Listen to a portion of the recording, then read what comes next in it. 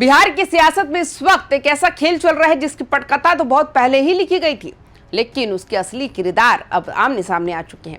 जरा फ्लैशबैक में चलिए 2025 का बिहार विधानसभा चुनाव याद कीजिए, जहां एनडीए ने नीतीश कुमार के चेहरे पर दाम लगाया था।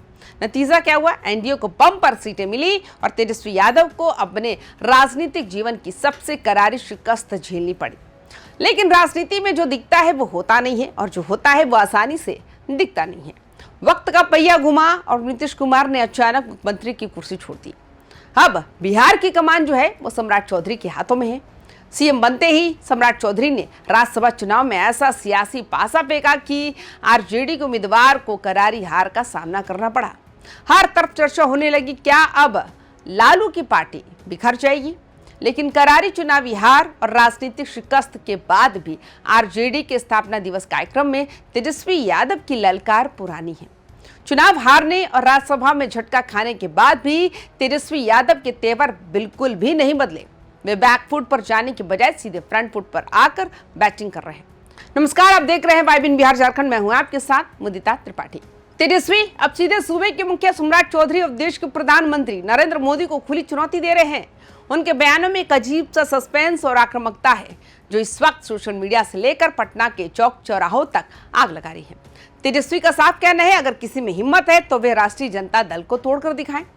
वे दावा कर रहे हैं कि उनकी पार्टी कोई ऐसी वैसी दुकान नहीं जिसे कोई भी आकर खरीद ले, बल्कि ये लालू प्रसाद यादव की सींची हुई एक मजबूत वैचारिक चट्टान है। ये किसी भी एक व्यक्ति की आर्थिक स्थिति सुधारने का जरिया नहीं, बल्कि सामाजिक न्याय के लिए संघर्ष करने वाला एक आंदोलन है। इस पूरे विवाद में तेजस्वी ने मौजूदा सरकार के कामकाज और मुख्यमंत्री की कार्यशैली पर बेहद गंभीर और तीखे सवाल दाग दिए हैं। उनका आरोप है कि बिहार में सत्ता की बागडोर पटना से नहीं बल्कि सीधे दिल्ली से संभाली जा रही है। वे मौजूदा मुख्यमंत्री को एक तरह से रिमोट कंट्रोल से चलने वाला नेता बता रहे हैं, जो सिर्फ दिल्ली के इशारों पर फैसले ले रहा है। इतना ही नहीं, तेजस्वी ने बिहार के प्रशासनिक अमले पर अब तक का सबसे बड़ा हमला बोलते हुए कुछ अधिकारियों को भ्रष्टाचार के गंभीर घेरे में खड़ा कर दिया। उनका कहना है कि चुनिंदा अफसरशाही ही असल में सरकार चला रही है और आम जनता के हक को दबाया जा रहा है। वे आरोप लगा रहे हैं कि करोड़ों रुपए की सरकारी जमीनें और संपत्तियां कौड़ियों के भाव व बड़े उद्योगपतियों को सौंपी जा रही है, जबकि सूबे का खजाना खाली होता जा रहा है। सस्पेंस और बड़ा तब हो जाता है जब तेजस्वी आंकड़ों का एक नया खेल सामने रखते हैं। वे कहते हैं आरजेडी को करीब 2 करोड़ वोट मिले, जो बिहार के इतिहास में एक बहुत बड़ा आंकड़ा है। पहले उनकी पार्टी महज 24 से 30% वोट पाकर सरकार बना लेती थी, लेकिन आज 40% वोट बैंक होने के नाते भी वे सत्ता से बाहर है। तेजस्वी इसे विपक्ष की एक बहुत बड़ी साजिश बता रहे, जिसमें धन बल और तंत्र का पूरा इस्तेमाल किया गया। वे सीधे जनता से पूछ रहे हैं कि चुनाव के वक्त महिलाओं से किए गए बड़े बड़े वादे और रोजगार के दावे आखिर कहां गायब हो गए।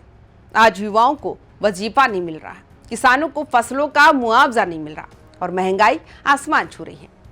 अब देखना ये बेहद दिलचस्प होगा कि तेजस्वी की इस महाचुनौती का जवाब सम्राट चौधरी और एनडीए का खेमा किस अंदाज में देता है। तो आपकी क्या राय है? आप हमें अपनी राय कमेंट बॉक्स में जरूर साझा करें। बाकी तमाम खबरों के लिए देखते रहिए वाइबिन बिहार झारखंड। नमस्कार।